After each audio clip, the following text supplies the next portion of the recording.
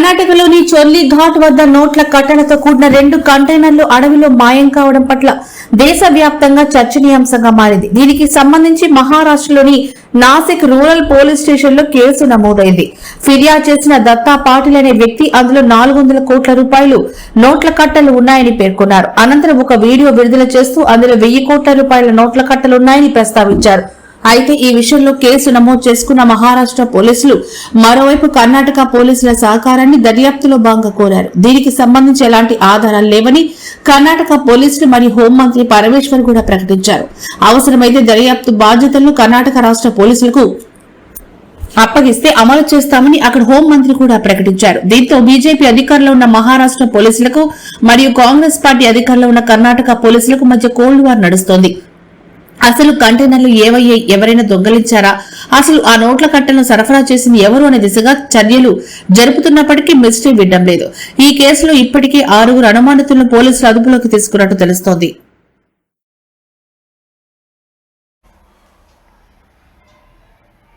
దేశవ్యాప్తంగా సంచలనం సృష్టించిన 1000 కోట్ల కంటైనర్ల మాయం సంబంధించి అంతటా చర్చ జరుగుతుంది. ముఖ్యంగా రాజకీయ పోలీసు వర్గాలు కూడా విస్మయానికి గురి చేసిన 2 కంటైనర్ల మాయానికి సంబంధించి ఇప్పుడు మహారాష్ట్ర మరియు కర్ణాటక రాష్ట్రాల మధ్య ప్రచండ యుద్ధం జరుగుతుండడం ఇక్కడ గమనార్హం. ముఖ్యంగా గుజరాత్ నుంచి తిరుపతికి వెళ్లాల్సిన 2 కంటైనర్లు మార్గ మధ్యంలో కర్ణాటక రాష్ట్రంలోని అడవుల్లో మాయం అయినట్టుగా మహారాష్ట్ర పోలీసులకు ఒక ఫిర్యాదు కూడా అందింది. ఈ పరిణామాల నేపథ్యంలో దర్యాప్తు ప్రారంభించిన పోలీస్ వర్గాలు కూడా కర్ణాటకకు సంబంధించి సమాచారం అయితే ఇవ్వడం జరిగింది. కర్ణాటకలో ముఖ్యంగా దీనికి సంబంధించి ఒక ఫిర్యాదులో మాత్రం దత్తా అనే వ్యక్తి 400 కోట్ల రూపాయలు ఆ 2 కంటైనర్లో ఉన్నాయని పేర్కొనడం జరిగింది. కానీ అదే దత్తా పాటిల్ అనే వ్యక్తి ఒక వీడియోని రిలీజ్ చేస్తూ మొత్తం 1000 కోట్ల రూపాయలు 2 కంటైనర్లో ఉన్నాయని, అవి దారి దోపిడికి గురయ్యాయని కూడా ఫిర్యాదు చేయడం జరిగింది. ఈ పరిణామాల నేపథ్యంలో రంగంలో దిగిన మహారాష్ట్ర పోలీసులు కూడా కర్ణాటక పోలీసుల సహకారాన్ని కోరడం జరిగింది. ప్రత్యేకించి కర్ణాటక రాష్ట్రంలోని చోర్లా ఘాట్, కర్ణాటకలోని దట్టమైన అడవు ప్రాంతాల మధ్యన 2 కంటైనర్లు దారిదోపిడికి గురయ్యాయని అనుమానిస్తున్న క్రమంలోనే ఫిర్యాదు కూడా అందడం జరిగింది. అయితే తాజా పరిణామాల నేపథ్యంలో దర్యాప్తు ముఖ్యంగా నాసిక్, మహారాష్ట్ర రాష్ట్రంలోని నాసిక్ రూరల్ పోలీస్ స్టేషన్లో దీనికి సంబంధించి కూడా ఒక కేసు కూడా నమోదైంది. దీన్నే ఈ సందీప్ దత్తా పాటిల్ అనే వ్యక్తి ఇచ్చిన ఫిర్యాదు మేరకు ఈ కేసు నమోదైంది. ఈ పరిణామాల క్రమంలోనే రంగంలో దిగిన మహారాష్ట్ర పోలీసులు కర్ణాటక పోలీసులను కూడా సహకారం కోసం ఆశ్రయించడం జరిగింది. అయితే కర్ణాటకలో బెళగాం జిల్లా ఎస్పీ మాత్రం రామరాజ్ అనే ఒక అధికారి మాత్రం దీనికి సంబంధించి ఈ కేసు విషయంలో తన అసహాయతను, నిరాసక్తను వ్యక్తం చేయడం జరిగింది. ఈ కేసులో ఎలాంటి ఆధారాలు కూడా లేవని, పైగా 2 కంటైనర్లు దారిదోపిడికి గురయ్యాయని చెప్తున్న క్రమంలో ఆ కంటైనర్ల కనీసం ఫోన్ నెంబర్లు కూడా లేని పరిస్థితుల్లో దర్యాప్తు విషయంలో ముందుకు సాగలేమని కూడా స్పష్టం చేయడం జరిగింది.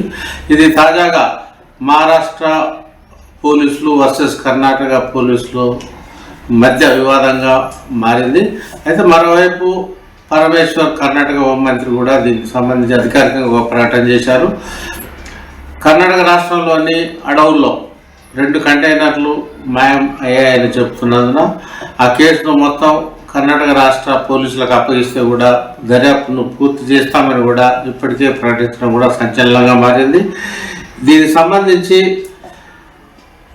దత్తా పాటిల్ చెప్పిన చాలా అంశాలు కూడా అత్యంత వివాదాస్పదంగా కూడా ప్రాధాన్యత కూడా మారాయి.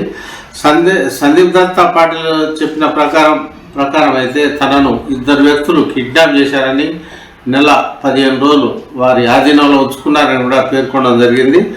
విశాల్ నాయుడు, కిషోర్ షేట్ అనే ఇద్దరు తనను అరెస్ట్ చేసి ఈ కిడ్నాప్ చేయడమే కాకుండా ఈ కంటైనర్లో ఉన్న డబ్బు మాయం కావడానికి తానే కారణం అంటూ కూడా వారు నిందించి అనేక రకాలుగా వేధించారంటూ ఫిర్యాదు చేశారు.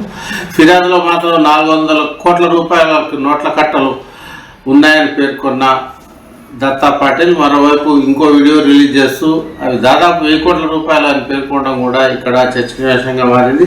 అంతకుమించి ఆ 2 కంటైనర్లకు సంబంధించిన వాహనాల నెంబర్లు కానీ ఏమి ఇవ్వకపోవడంతో దర్యాప్తు విషయంలో కూడా ప్రతిస్పందన ఏర్పడింది. ఇదే విషయంలో ఫిర్యాదు అందిన క్రమంలోనే మహారాష్ట్ర ప్రభుత్వం అప్రమత్తమై ప్రత్యేక దర్యాప్తు బృందాన్ని కూడా ఏర్పాటు చేయడం జరిగింది.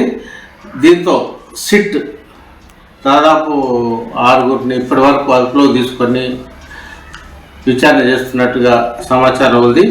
అయితే గుజరాత్ చెందిన కొందరు, కర్ణాటక చెందిన కొందరు, మహారాష్ట్ర చెందిన కొందరు కూడా ఈ 6గురిలో ఉన్నట్టు కూడా అనుమానిస్తున్నారు. మరి కొద్ది రోజుల్లో దీనికి సంబంధించిన పూర్తి వివరాలు కూడా వచ్చే అవకాశం కూడా లేకపోలేదు.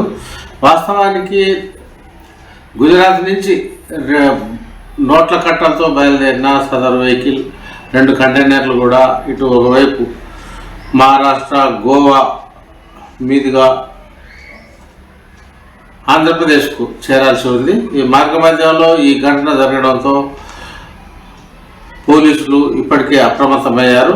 మరోవైపు ఈ పరిస్థితులు ఇలా ఉండగానే, దర్యాప్తులో ప్రతిష్టంభన ఉండగానే ఇంకోవైపు రాజకీయ రంగు కూడా ఈ వివాదం పులుముకుంది.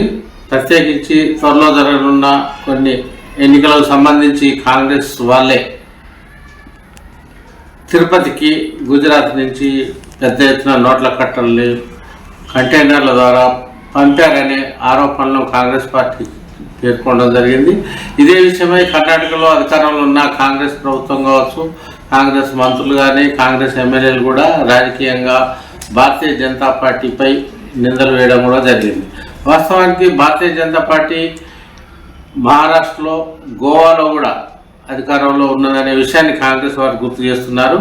ఇది కేసు నమోదైంది కూడా మహారాష్ట్రలో కాబట్టి కాంగ్రెస్ మీద అబద్ధాలు వేయాల్సిన అవసరం ఏముందని కూడా కర్ణాటక మంత్రులు ఇప్పటికే సవాల్ చేయడం కూడా జరిగింది. పైగా అరెస్ట్ అయిన 6గురిలో కొందరు గుజరాత్ చెందిన వారు కూడా ఉన్నారని కాంగ్రెస్ నేతలు పేర్కొంటున్నారు. వాళ్ళు కూడా గుజరాత్లో కూడా బీజేపీ ప్రభుత్వం అధికారంలో ఉన్నప్పుడు తమ ప్రమేయం ఏముంటుందని కూడా వారు సూటిగా ప్రశ్నిస్తున్న క్రమంలో ఈ 1000 కోట్లకు సంబంధించిన అంశం ఇప్పటికి కూడా ఒక మిస్టరీగా మారింది. దీనికి సంబంధించి పోలీసులకు కూడా అంతు చిక్కని వ్యవహారంగా మారిందనడం ఇక్కడ సందేహాస్పదంగా మారడమే కాకుండా కేంద్ర హోంశాఖ దీనికి సంబంధించి ఇది అంతరాష్ట్ర వ్యవహారంగా మారిన క్రమంలోనే 4 రాష్ట్రాలు అంటే గుజరాత్, ఇటు తెలంగాణ, అటు మహారాష్ట్ర, కర్ణాటక వంటి రాష్ట్రాలతో ముడిపడిన అంశం కావడంతో కేంద్ర ప్రభుత్వం కూడా దీనికి సంబంధించి ఒక సిట్ ఏర్పాటు చేసి ఇందులో కంటైనర్లు అసలు మాయం ఏ విధంగా అయ్యాయి, అందులో నోట్ల కట్టల పరిస్థితి ఏంటి, అసలు ఈ నోట్ల కట్టల్ని గుజరాత్ నుంచి తిరుపతికి, ఆంధ్రప్రదేశ్లో తిరుపతికి వెళ్లాల్సిన పరిస్థితి ఏంటి అనే విషయంలో కూడా లోతుగా వీటి నిజాల నిగ్గు తేల్చాలంటే కేంద్ర హోంశాఖ కూడా త్వరలో రంగంలో దిగే అవకాశాలు మాత్రం లేకపోలేదు.